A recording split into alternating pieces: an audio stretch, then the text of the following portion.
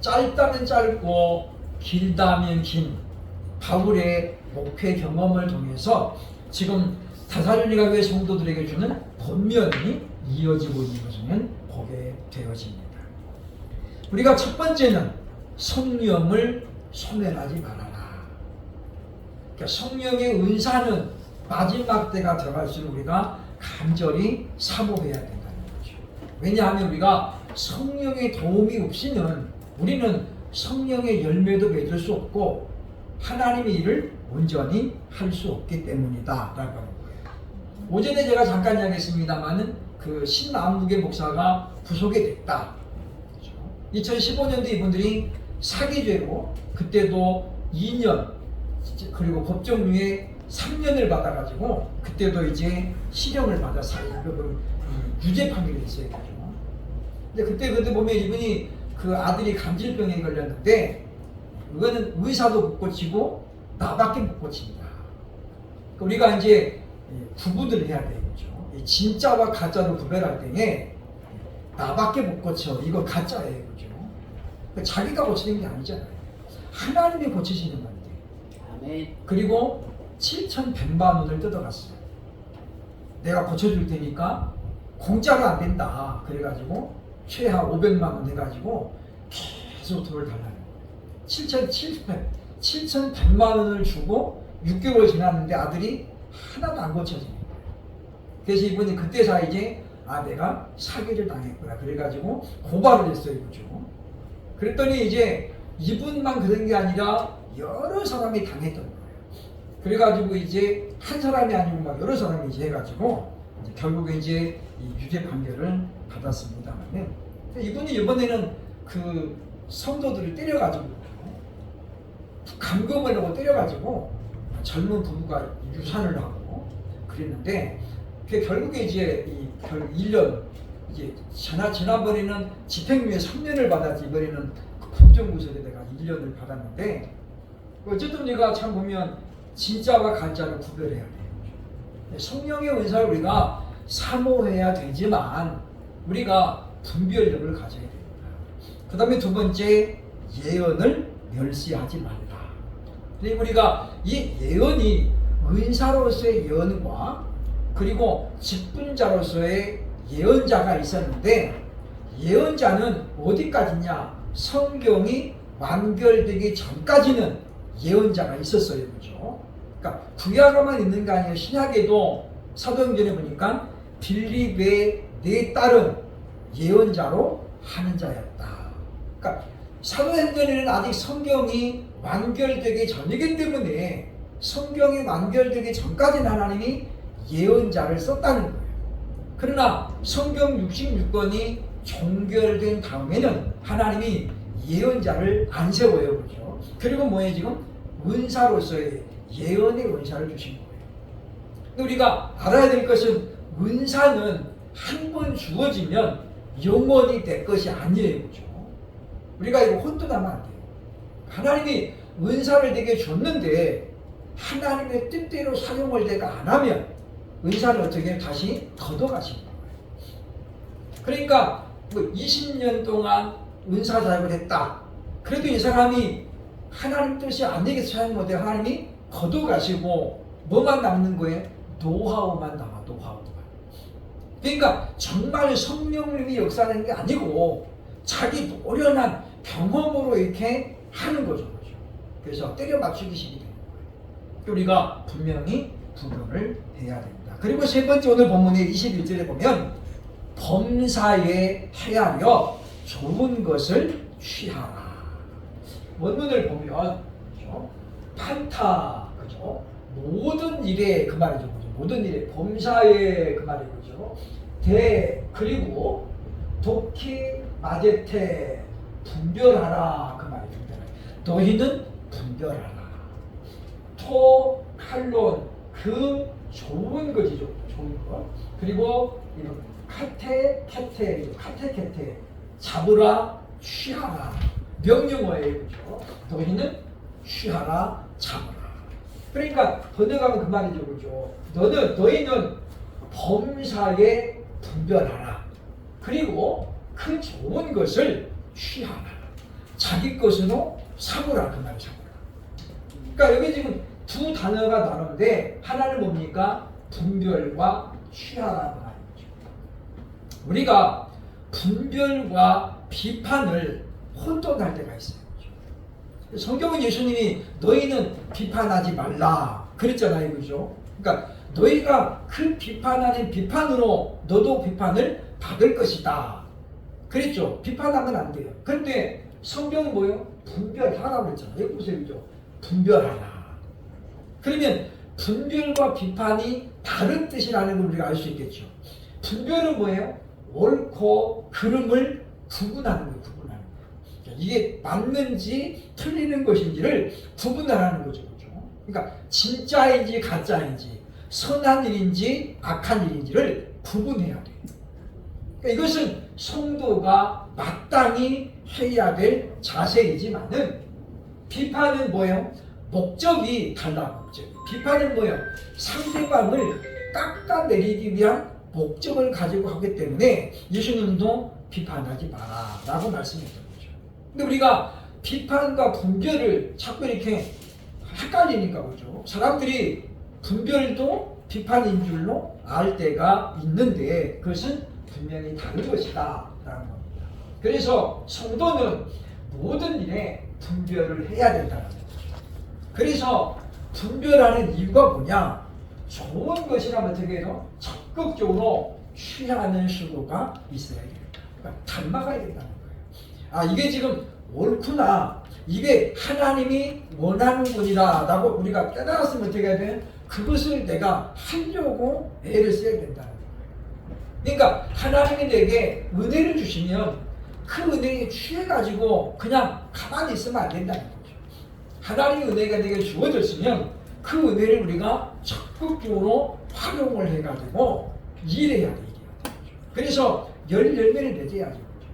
그러니까 열 문화 비유에 나오는 게 있죠. 그죠? 10명의 종들에게 주인이 똑같이 한 문화씩을 맡겼어요. 그리고 뭐라고 그래요? 내가 올 때까지 장사하라 그 말이죠. 그러니까 장사해가지고 이문을 남기라는 거예요. 근데 그 중에 탁월한 종이 하나 있었어요. 그죠? 한 문화를 가지고 10배를 남겼어요. 10문화를 이듬을 남겼죠. 또 한 사람은 한 문화로 5배를 남겨요. 5배를. 그런데 모든 종들이 그렇게 탁월하지는 않아요. 그죠? 그러니까 어떤 종은 10배의 열매를 맺지만 어떤 종은 5배밖에 못 맺어요. 그렇다고 해서 하나님이 돌아와가지고 주인이 뭐예요? 10배 맺은 종은 더 많이 칭찬하고 5배 맺은 종은 덜 칭찬하냐? 그렇잖아요. 달란트 비유에 나옵니다만은 5달란트를 맞은 사람이나 10달란트를 맺은 종이나 칭찬이 똑같아요. 원문으로 제가 소개했어요. 지난번에. 그죠? 원문으로 보던 토시 하나가 안 틀려요. 똑같아요. 그러니까 우리가 몇 배를 많이 남기느냐가 중요한 게 아니에요. 어떤 열매를 맺느냐가 중요한다. 그래서 우리가 보면 좋은 것은 내 것으로 취하라는 거예요. 여기 보면 지금 카테케타라는 말은 막 붙잡아라. 적극적으로 붙잡아라. 그 말이에요. 붙잡아라. 그러니까 내 것으로 만들라. 그 말이죠. 그래서 우리가 우리의 신앙이 발전하고 성장하려면 가만히 있으면 안 된다는 거죠. 그래서 길을 쓰고 배워야 되고 그리고 취해야 돼요. 취해야 돼요. 그러니까 보면 이제 내가 나이가 이렇게 있으니까 그러고 있으면 발전하지 않아요.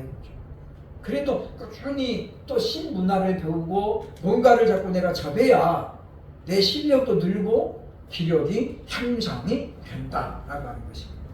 그래서 우리가 항상 우리가 남 앞에서도 배우는 일에는 열심을 내야 되겠다라고 하는 거죠. 그렇죠? 그런데 바울 당시에도 보면 이미 교회 안에 잘못된 가르침들이 들어와 있었다는 거예요. 그렇죠? 그래서 보면 다음 페이지 넘어가면 그래서 지금 바울이 무슨 이야기를 합니까? 보면 고린도후서 2장 17절에 보면 이런 말씀이 나오죠. 그렇죠? 보겠습니다. 일단 쳤습니다. 시작. 우리는 수많은 사람들처럼 하나님의 말씀을 혼자 하지 아니하고 곧 순전함으로 하나님께 받은 것 같이 하나님 앞에서와 그리스도 안에서 말하노라. 그러니까 바울 시대에 그러니까 교회가 생긴 지 불과 30년도 안 됐을 때예요. 그죠? 그러니까 사도 바울이 지금 데살로니가 교회를 세운 데가 보면 교회가 세워진 지 겨우 15년에서 20년밖에 안 됐을 때예요. 그런데 그 어간에 이미 우리가 지금 말하고 있는 이단들이 교회에 생겨났는데 그 중에 어떤 파가 있었냐면 하나님의 말씀을 혼잡하게 하는 사람들이 있었다 그 말이에요. 그러면 지금 고린도 교회 보낸 편지 중에 이런 말이 나오는데 이 혼잡하다 이 말이 무슨 뜻이냐? 고린도서 2장 17절에 보면 이렇게 되어 있어요. 그죠? 카펠리온테스, 톤, 로곤, 투, 대구 말이죠. 그죠? 그러니까 그 하나님의 그 말씀을 그 말이죠. 그죠? 그 하나님의 그 말씀을 카펠리온테스가 사전에 보면 무슨 뜻이냐면 매매하다, 팔다 그런 뜻이에요. 그러니까 앞에 지금 부정사 매가 붙어가지고 그러니까 우리는 수많은 사람들처럼 여기 보면 어떻게 많은 사람들이 하나님의 말씀을 매매하고 팔아먹고 있었다 그 말이잖아요. 근데 우리는 여기 바울과 이름은 어땠다는 거예요? 우리는 그렇지 않았다라는 거죠. 그러니까 이 말은 무슨 말이에요? 지금 하나님의 말씀을 팔아먹는 행위가 뭐예요? 매매하는 행위가 뭐냐고 말이죠.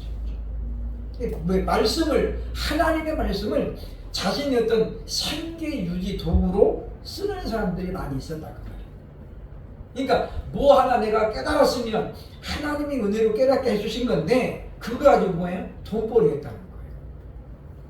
그러니까 제가 여러분 예전에도 소개를 해드렸습니다만은 웅변을 탁월하게 한다거나 또는 말을 잘하는 분들이 이제 목사님들을 상대로 이렇게 스피치 교실을 열어요. 그죠? 그래서 목사님들이 설교할 때 사투리도 많이 쓰고 재수치도 많이 하는데 어려움이 많잖아요. 그죠? 그러니까 이제 다른 교정부터 이분들이 이제 훈련을 시켜요. 그죠? 그러니까 아나운서 중에 유명한 분들이 그런 이제 믿는 자 중에서 그래가지고 이렇게 훈련을 시키죠. 강의를 어디서요? 5성급 호텔에서. 그래가지고 한 학기 하는데 얼마예요? 수강료가 600만 원. 그러면 저 같은 사람들은 가고 싶어도 못 가요. 600만 원이 어디 있어요? 그러니까 이렇게 되면 10명만 봐도 얼마예요? 6천만 원이에요. 이런 게 뭐냐면 말씀을 매매하는 거예요. 그러니까 우리가 성경을 내가 하나님의 예언의 해석을 써가지고 좀 남들보다 내가 말씀을 보는 눈이 뜨였다. 그래가지고 우리가 세미나를 하거나 그럴 때에 도에 지나치게 돈을 받으면 그게 이거 되는 거예요. 그러니까 터무니없이 이렇게 좀 우리 어쨌든 이 성경을 좀 일하는 소에 멍에를 씌우고 이 앞에 이거 채우지 말라고 했어요. 그리고 일하는 자가 품삯을 받는 것은 당연하다. 그러니까 성경은 공짜를 가르치진 않아요. 그러나 너무 이게 과도하게 그죠. 그러니까 우리가 이제 보면 세미나도 보면 회비가 너무 비싼 데가 있죠. 한 학기에 막 600만 원 막 이렇게. 그런 데는 우리가 다 이런 사람들이에요. 하나님이 주신 재능을 자기의 어떤 목적, 유익을 위해서 쓰는 사람들이죠. 부를 채우기 위해서. 이런 사람들은 하나님의 은사를 거둬가시는 거다라는 거죠. 그래서 우리가 분별을 해야 되겠다라는 거예요. 그래서 우리가 이런 것 우리가 냉정하게 분별을 해야 된다라는 겁니다. 그래서 사도 바울이 갈라디아서 1장 7절로 8절에서 우리에게 이렇게 지금 경고하죠. 그렇죠? 보겠습니다. 시작. 다른 복음은 없나니 다만 어떤 사람들이 너희를 교란하여 그리스도의 복음을 변하게 하려 합니다. 그러나 우리나 혹 하늘로부터 천사라서 우리가 너희에게 전하는 복음 외에 다른 복음을 전하면 저주를 받을지어다. 바울이 어떻게 보면 굉장히 과격하게 지금 언어를 쓰고 있는 거죠. 저주를 받을지어다. 그러니까 하나님의 복음을 전하는 사람이 왜 이렇게 강경하게 말하고 있었냐면 이와 같이 너희를 교란하여 복음을 변질시켰다는 부분을 시켰다. 그러니까 오늘날 복음을 변질시키는 사람들이 너무 많아요. 그래서 우리에게 뭐가 필요해요? 분별의 은사가 필요해요. 그래서 영을 다 믿지 말고 그랬죠, 그죠? 영을 다 믿지 말고 시험해보라는 거죠. 그래서 분별 안 하는 거죠. 에베소 교회가 잘한 것 중에 하나가 뭐였습니까?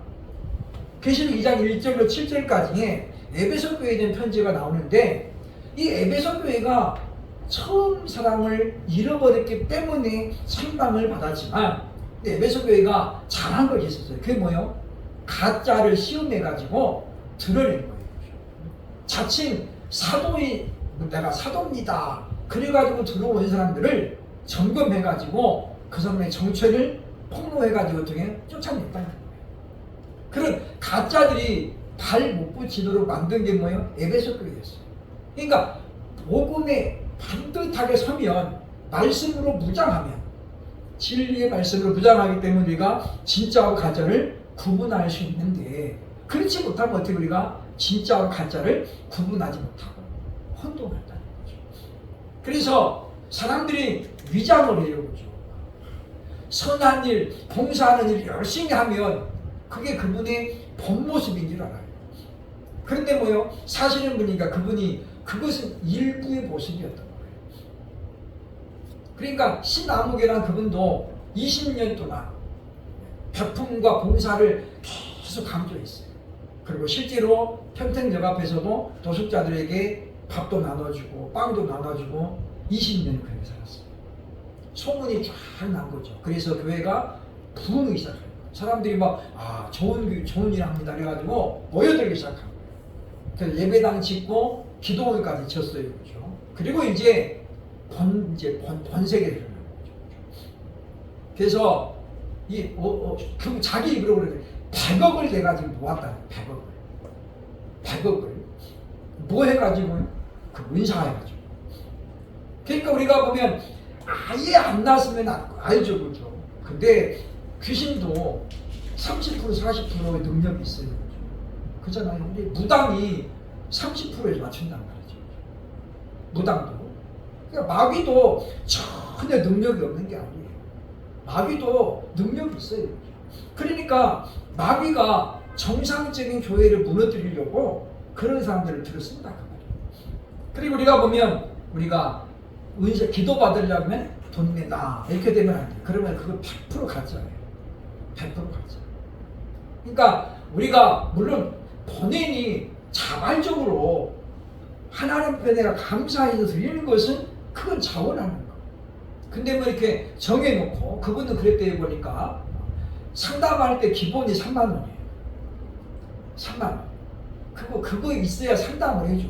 그리고 이제 기도 제목을 듣고 나서 이 사람이 암에 걸렸다 이렇게 나오면 그 다음에 정해져 있어요. 500에서 시작합니다 이렇게.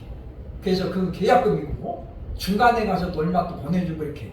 그러니까 그런 말이 어떻게 사람들이 넘어갈까 싶은데 그 한 사람이 나와요. 그죠? 예를 들어서 그러니까 남편이 갑자기 아파. 그러면 500만 원이 대수겠어요. 그죠? 이거 하면 남는다는데 그러면 어떻게 사람들이 거기에 폰을 넘어가는 거예요. 근데 우리가 진짜와 가짜를 구별을 해야 됩니다. 복음도 마찬가지예요. 그래서 우리가 사도행전 17장 11절에 바울이 베레아 교회를 예를 들어 설명하죠. 보겠습니다. 베레아 교회는 어떤 교회였느냐? 다음 페이지 17장 11절 시작. 베레아에 있는 사람들은 데살로니가에 있는 사람들보다 더 너그러워서 간절한 마음으로 말씀을 갖고 이것이 그러한가 하여 날마다 성경을 사모하고. 지금 이때에는 성경이 아직 완성되기 전이에요.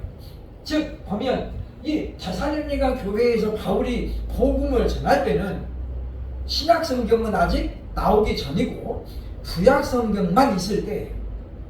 그러면 여기 보면 베레아 사람들은 이것이 그러한가 하여 날마다 성경을 상고했다고 했는데 이 성경이 무슨 성경이에요? 구약이에요, 구약. 그러니까 성경은 다 어떻게 해요? 짝이 있죠, 짝이. 그러니까 구약에 있는 말씀들을 사도들이 많이 인용했어요. 그리고 구약에 있는 말씀들이 신약에 와서 어떻게 다 성취가 되잖아요. 그러니까 예를 들어서 성령이 임하셨다라는 말씀은 이미 구약 성경에 예언되어 있는 거예요. 요엘서 2장 28절에 나오잖아요. 그러니까 이 베레아 사람들은 우리 개역 한글에서는 더 신사적이어서 그랬어요, 그죠? 개역 개정에서는 너그러워서라고 얘기하고 있는데 그 사람들은 그냥 말씀만 듣고 그냥 아멘 하고 끝난 게 아니었다는 거예요. 그 사람들은 뭐예요, 지금? 진짜 맞는지 성경을 상고했다.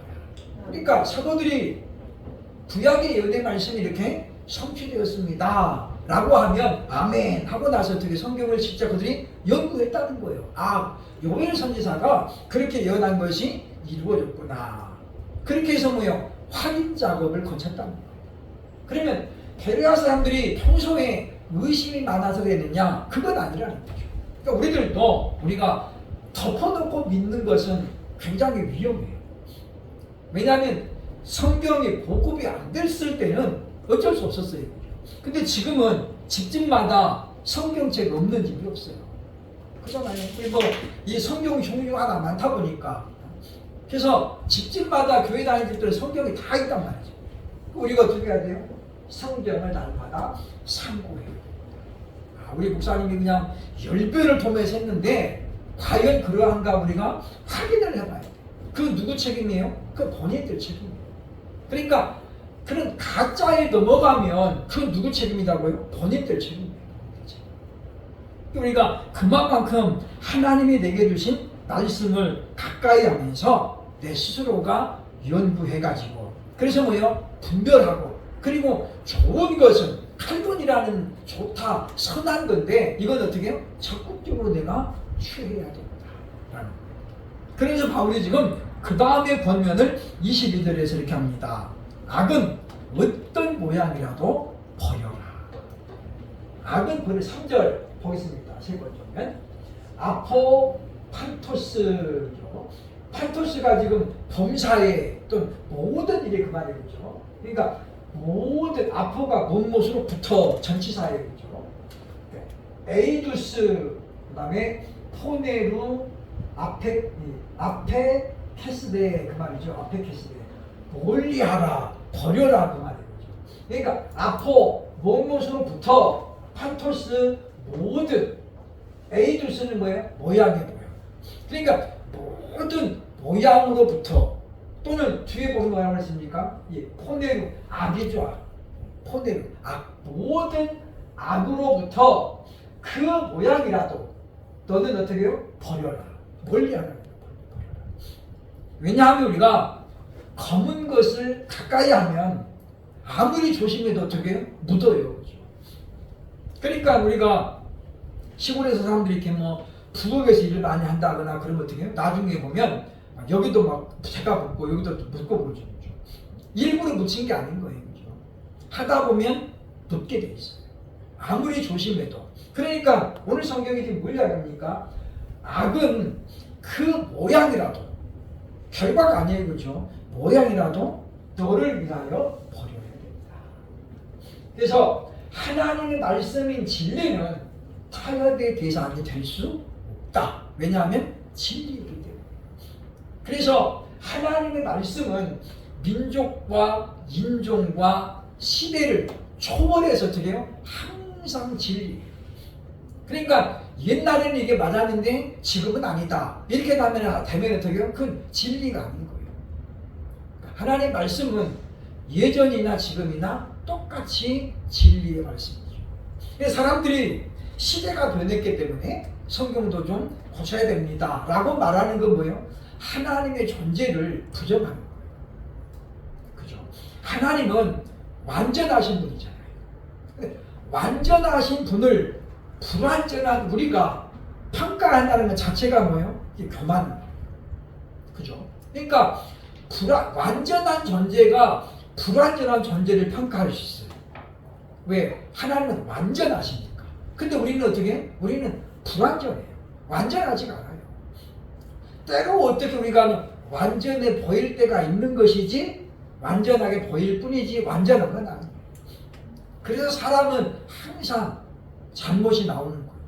여러분, 대부분의 판사들은 완전한가요? 아닙니다. 그 사람들도 사람들이기 때문에 판결이 들쑥날쑥하잖아요. 그러니까 우리가 보면 이 법도 보면 배신죄가 적용되면 똑같은 죄를 졌는데도 불구하고 이 사람은 처벌을 강하게 받고 이 사람은 그냥 완화되잖아요. 왜 그래요? 사람들이 판사들도 사람이기 때문에 감정. 그래서 감정에 좀 상하면 어떻게 해요? 그냥 탁 판결 내려버리는 거고. 그러니까 완전하지 못해요.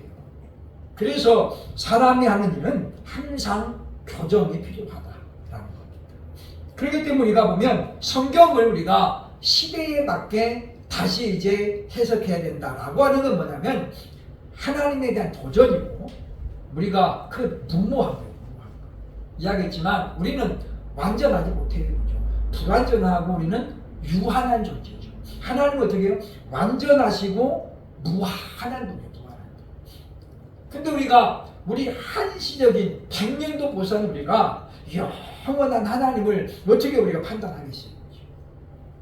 그래서 지금 하나님의 말씀은 타협이 될 수 없다라고 하는 것입니다. 바울이 지금 여기서 무슨 말하면 교회가 어려움을 당하고 핍박을 받는 이유를 바울은 설명해요. 거죠. 그게 뭐냐면 진리를 지키려는 수고 때문이 아니라 악한 모양이라고 버리지 않고 타협하는 것에 있다라고 이야기합니다. 어쩌면 현대 교회를 바울이 2000년 전에 지금 꿰뚫어 본 거예요. 지금 한국 교회가 세상으로부터 존경을 받지 못해요. 목사님들이 요즘은 권위가 땅에 떨어졌어요.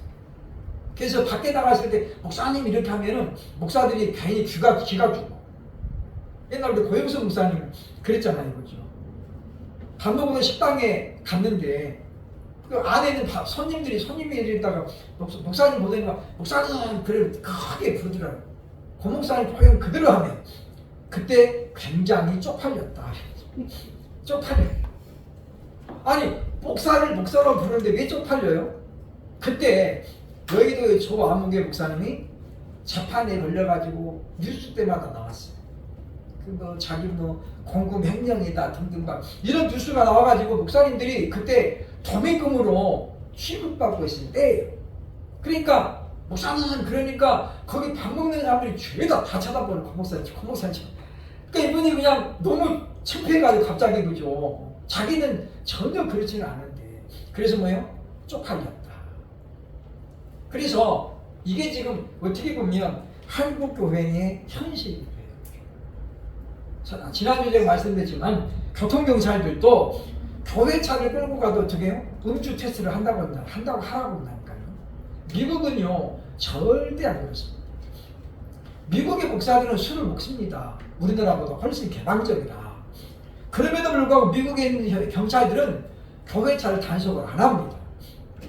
왜냐하면 제가 미국에서 오래 살다 온 목사님에게 직접 들은 이야기예요.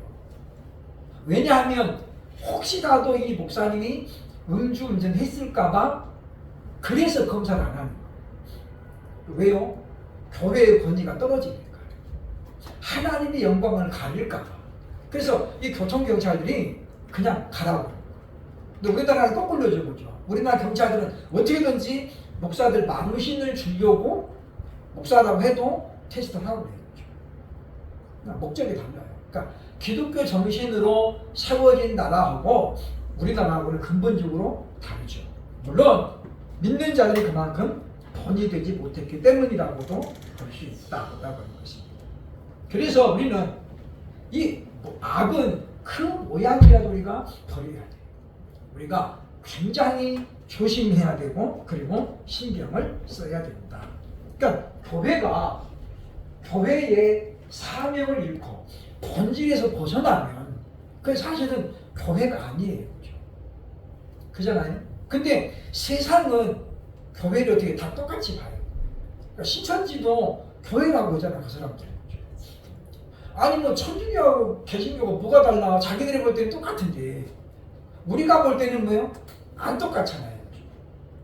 그 사람들은 곧 죽어도 하느님이라고 하느님. 우리는 하나님이라고 하죠. 그러니까 그것부터가 다르잖아요, 그죠? 똑같은 게 아니에요. 그 사람들은 뭐 우리가 큰 집이고 니네가 작은 집이다. 그것도 틀린 말이에요. 왜냐하면 그 사람들은 하느님의 자식이고 우리는 하나님의 자식이잖아요. 아버지가 틀려요. 근데 어떻게 큰 집 작은 집이 돼요? 안 되죠. 그럼 우리가 그런 면에서 우리가 되게 돼? 냉정해야 되는데 세상은 진짜와 가짜를 전혀 구분하지 않아요. 그냥 간판만 돌려서 다 똑같은 줄 알아요.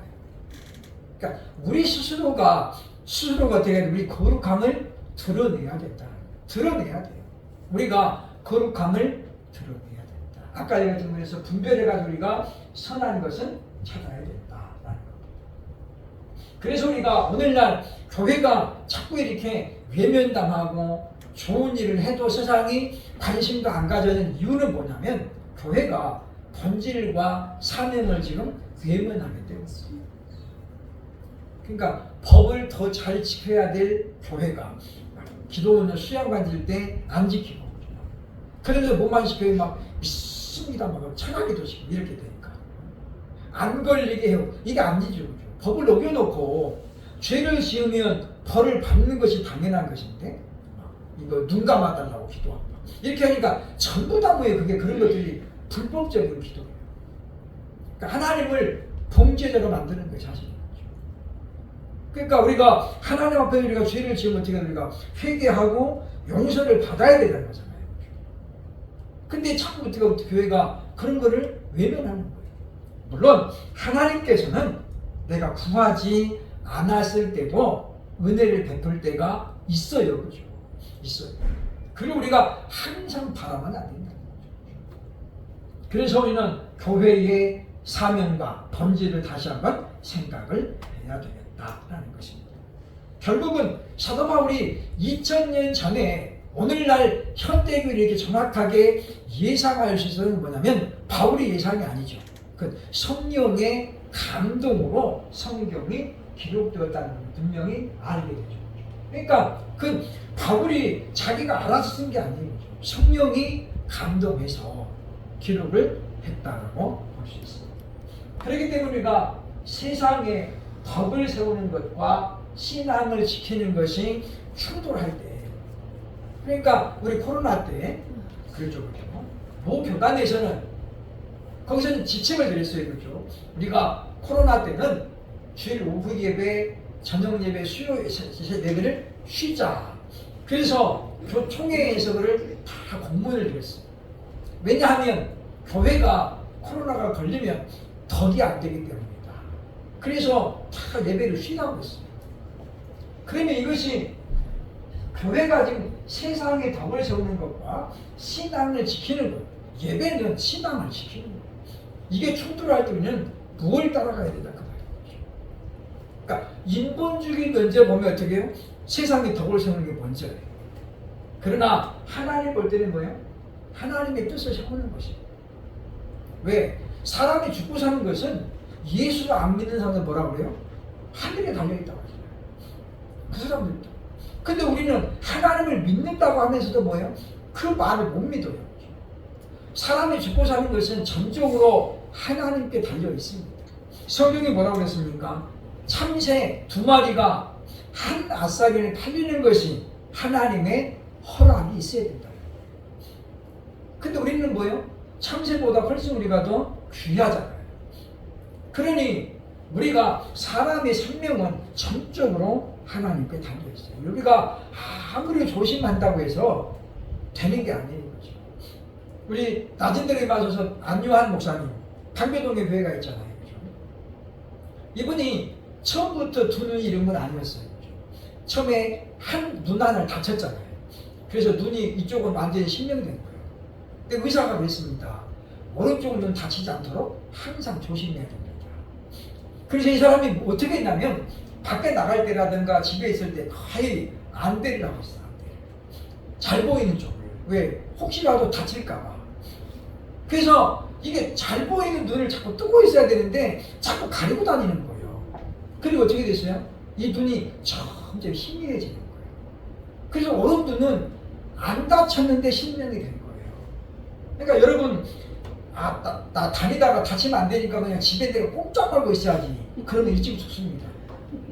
그러니까 왜 햇빛도 안 봐, 운동 안 하니까 근력 떨어져, 운동을 안 했는데 밥 먹어도 소화가 안 되죠. 그럼 어떻게 되는지 이게 다 해가지고 성경이 뭐래, 파리해가 아니라 이게 말라진다는 거예요. 그러면 햇빛을 안 보면 어떻게 사람이 하얗게 되죠. 백설공주가 되는 거죠. 그리고 어떻게 이제 빨리 죽어요. 그러니까 우리 보면 그게 그냥 나는 나가면 다치면 안 되니까 그냥 꼼짝 이렇게 되면 어때요? 안 다치면 어떻게 해요? 그럼 죽어. 그러니까 우리가 그렇다고 해서 그냥 막 무작정 막 무단횡단 뛰어다니고 이렇게 하는 건 아니지만 우리가 운동도 적당히 해야 되고 해야 할 일들은 해야 되는 거죠. 그래야 우리가 건강도 유지가 되는 것이다. 다수의 생각이 항상 옳은 건 아니에요. 그렇죠? 다수의 결정도 틀릴 때가 있다. 그래서 우리는 항상 하나님께서 뭘 기뻐하시는가, 이걸 우리가 매일 생각해야 돼요. 하나님 뭘 기뻐하시는가. 둘 중에 하나를 택해야 될 때 하나님이 과연 뭘 기뻐하시는가. 내가 고난을 당하고 욕을 먹어도 하나님이 원하시는 걸 우리가 해야 된다는 거예요. 그러니까 오늘날 교회가 이방인들이 구하는 것에 너무 지금 이제 몰입되어 있어요. 지금 뭡니까? 성경은 오전에 이야기했지만은 이방인들은 먹고 마시고 입는 것을 자꾸 구해요. 근데 주님은 뭐라고 그래요? 그거는 아버지께서 다 알고 계신다는 거예요. 그럼 너희가 구할 건 뭐라고요? 너희는 그의 나라와 그의 의를 구하라. 그리하면 이방인들이 구하는 모든 것들을 너희에게 더하시리라. 근데 우리는 진짜 우리가 구해야 될 것은 안 구하고, 안 구해도 될 것은 우리가 어떻게 해요? 열심히 구하는 거예요. 그러니 우리가 하나님이 약속하신 복을 누리지를 못한다는 거죠. 오늘날 목회자의 이중직에 대한 주장들이 지금 굉장히 많아지고 있죠. 오정현 목사님 아들이 교회 개척을 했습니다. 오정현 목사님 아들이. 그러니까 사랑의 교회에서 좀 따라가면 좋은데 안 따라가잖아요. 그렇죠? 왜? 오정현 목사님 아들이 아버지보다 더 탁월할 수가 없어요. 앞으로는 탁월하게 될지 모르겠지만 이제는 완전히 초보자잖아요. 초보자. 못 따라가죠, 아버지가. 그러니까 성도들이 안 따라가요. 그렇죠? 그러니까 아버지가 볼 때는 아들이 너무 안 된 거예요. 자기는 이렇게 대형교회를 하고 있는데, 그러니까 아버지 생각 같으면 좀 성도를 띄워줘가지고 구역 2개 나가시고 이렇게 되는데, 이제 성도들이 그렇게 말을 잘 안 들어요. 그렇죠? 그 따라가라 그러면 딴 데 가면 딴 데 가죠. 그러니까 그런 말도 못해요. 그렇죠? 그러니까 아버지가 볼 때는 좀 안쓰럽죠. 그렇죠? 좀 도와주고 싶은데, 그런데 그건 뭐예요? 육신적인 생각이에요. 하나님께, 저는 처음부터 목회할 때 그렇게 했어요. 하나님께서 하라고 하셨으니까 하나님이 책임져 주신다는 거죠. 그럼 언제까지요? 내 사명이 끝날 때까지. 그래서 하나님께서 교회가 운영이 되어서 안 될 때가 되면 그때는 이제 미련 없이 접는 거예요. 왜? 하나님께서 이제 너 그만하라는 사인을 알아야죠. 그죠? 교회가 유지가 안 돼. 그러면 우리가 빚내서 할 수는 없는 거고. 누구처럼 제가 있다고 해서 뭐 택시 운전하면서 그렇게 또 못하고. 그럼 어떻게 이제 사명이 끝났구나라고 생각하고 정리해야 돼. 그러니까 그걸 우리가 생각해야 돼. 요즘 사람들 어떻게 지금 자꾸 이제 물질적인 것 때문에 이중직을 이야기하죠. 두 마리 토끼를 좀 타보면 어떻게 해요? 둘 다 놓치게 돼 있어요. 그러니까 내가 6일 동안 열심히 바깥 일하고 7일 동안 교회 해야지. 잘 안 돼. 우리 파주에 있던 목사님이 제가 몇 번 이야기했죠. 그죠? 예배당을 성도들 50명밖에 안 되는데 예배당을 지었어요. 고양시 원흥지구에다가. 그러니까 땅이 78평인데 총. 그래서 78평이니까 용적률이 60%밖에 안 나와요. 그러니까 예배당을 짓는데 너무 좁게 짓는 거예요. 그래서 교회 건물 본당을 얻다면서요. 지하에다가. 지하실은 78평을 다 찾을 수 있어요. 그래서 지상에는 주차장 빼야 되잖아요. 그러니까 78평 중에서 예배당을 쓸 수 있는 땅이 50평인가 밖에 안 돼요. 반도 안 돼. 반반 60%니까. 그러니까 너무 좁죠. 이분이 본당을 지하에다 만들어서 78평을 쫙 이렇게. 그리고 1층에는 고급 카페를 만들고 2층, 3층은 집을 넣었어요. 2층에 2가구, 3층에 2가구. 3층에 사택을 넣고 나머지 3칸은 임대를 했어요. 그래서 권사님들이 다 보증금 들어보고 이사를 갔습니다. 1층에 카페를 차려가지고 하다 보니까 50명 가족 예배당을 지었으니까 빚이 얼마나 많겠어요. 땅을 잡히고 빚 얻어가고 예배당을 지은 거예요. 한 달에 이자가 300만 원씩 나와요. 50명이 헌금해가지고 이자 내면은 돈이 모자라요. 목사님도 사례비를 타야 되잖아요. 생활해야 되니까. 1층에 카페를 이분이 직접 운영을 하게 된 거예요. 월요일부터 토요일까지 배달 나가고 바리스타 자격증 따가지고 막 열심히 하고 수요 예배가 안 되는 왜? 피곤해가지고 지쳐버리잖아요. 아침부터 와가지고 막 비유 맞추고 어떤 사람들은 또 뭐 시비 걸으면 그 다 상대해야 되잖아요. 그냥 주는 대로 먹으면 얼마나 고맙겠어. 근데 남편도 그렇게 안 먹어요. 저도 우리 집에서 반찬 맛없으면 안 먹거든요. 그러니 내 돈 주고 사 먹는 사람이 아무 말도 안 하고 가져가겠어요, 그죠? 아 이거는 뭐 맛이 어떻네 저떻네 막 그러면 다 설명해줘. 그게 힘든 거예요. 그래서 토요일 날, 주일 날 준비해야 되는데 어떻게 설교 준비를 안 돼요. 어느새 졸고 앉아 있고 꾸벅꾸벅. 성도들이 금방 알죠, 그죠? 목사님이 설교 준비를 못하면 자기는 몰라도 성도들은 금방 알아요. 권사님들이 몇 달 뒤니까 목사님 설교에 좀 신경 쓰셔야 되겠습니다. 위기가 온 거예요. 이분이 저한테 그러더라고요. 목사님 우리 교회 와서 목회하시라고 저보고. 그런데 사례비는 못 준다는 거예요. 왜? 허금 나오는 거 지금 빚 갚아야 되고 자기 생활비 써야 되잖아요. 근데 그분이 결국 어떻게 교회를 매매했어요. 팔았어요. 그걸 팔고 자기는 지금 합동공사를 들고 있어요. 우리가 저도 예배당 한 번도 못 지어봤지만 예배당 하나 짓는 게 그게 보통 일이 아닙니다. 근데 그렇게 지어놓게 되면 결국은 어떻게 해요? 유지가 안 돼요. 그러니까 이 이중직은 유혹이에요. 우리 생각에는 그냥 일주일에 2번만 하고 그러면 좋겠죠. 근데 그게 안 돼요. 하다 보면. 뭐 때문에요? 욕심 때문에. 한 달에 100만 원 버는데 좀 더 하면 내가 200만 원 벌 수 있는데 그러면 어떻게 해요? 100만 원보다 200만 원이 더 많잖아요. 씀씀이도 더 많아요. 또 사단이 어떻게 유혹해? 야, 너 10만 원 11조가 뭐냐? 20만 원 해야지. 그러면 이게 그 생각에 넘어가가지고 어떻게 해요? 그래 내가 돈을 보여야지. 헌금도 좀 목사가 많이 이렇게 되면 어떻게 이게 자기 합당화가 돼요. 그러다가 어떻게 돼 이제 교회는 부업이 되고 본업이 뭐가 돼요? 일이 되는 거예요. 하나님께서 원치 않는 결과를 나타나게 된다라는 것입니다.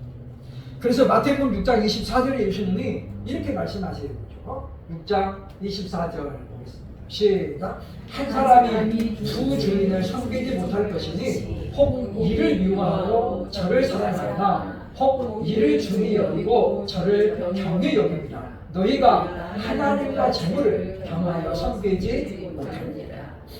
성경은 하나님과 재물을 겸하여 섬길 수 없다라는 거예요. 한쪽으로 치우치게 되어 있다라는 거죠.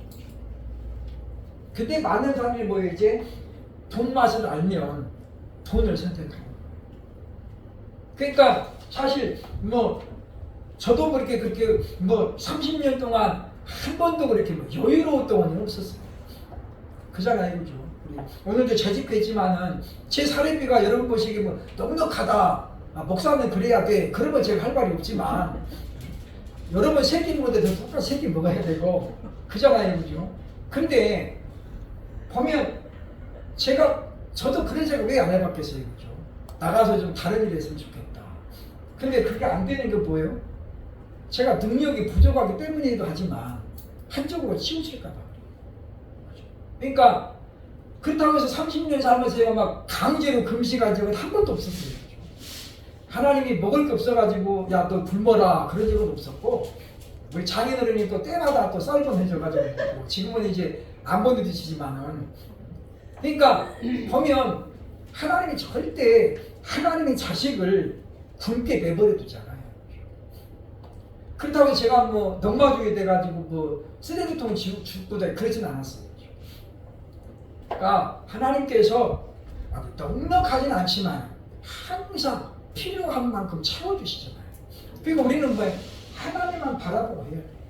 근데 목회자가 그것을 본을 안 보이면서 자기는 막 위중직하면서 성도들에게 여러분 아버지만 바라, 그러면 어떻게 사람들이 너나 잘하세요 그러죠. 이렇게 되니까 교회 권위가 떨어지는 거예요. 그러니까 정말 주의 종들이 더 섬겨야 되고 겸손해야 되고 이래야 되는데 지금 한국 교회가 그렇게 안 가잖아요. 그러니까 목사님들이 모이면 정말 고급 차가 엄청 많아요. 고급 차가. 그래서 저는 처음에 저 목사님 교회가 막 굉장히 큰 줄 알았어요. 한 1000명 이상 모인 줄 알았어요. 근데 150명밖에 안 되는데도 최고급 차를 타고 가요. 300명만 넘으면 외제차를 타고 가요. 깜짝 놀랐어요. 네, 그래서 제가 대구에 있는 목사님은 교회가 그렇게 안 크거든요. 예배당 짓고 있는데, 이분은 제가 지난번에 서울에서 만났는데 차를 끌고 왔는데 외제차를 타고 오신 거예요. 야, 저 교회가 이런 차를 타고 다닐 만한 그런 만큼 수준이 아닌데, 물론 이제 외제차가 한국 차보다 훨씬 안전하기도 하고 여러 면에서 그런 데이죠.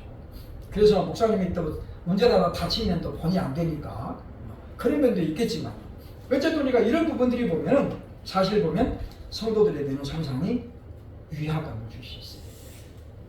그래서 우리가 배운 대로 해야 된다라는 겁니다.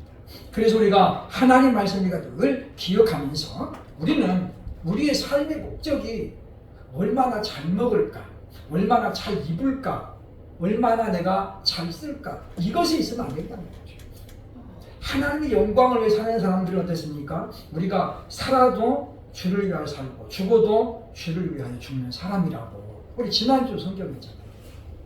그러면 우리가 오늘 바울이 주는 권면의 말씀을 꼭 기억하면서 악은 그 모양이라도 버리고 좋은 것은 내가 적극적으로 취하면서 내 것으로 만들어서 구하면서 성경이 말하는 것처럼 너희는 먼저 그의 나라와 그의 의를 구하는 그런 우리 한 주간을 살아가는 저와 여러분 될 수 있기를 주의 이름으로 축원합니다. 아멘. 기도하겠습니다.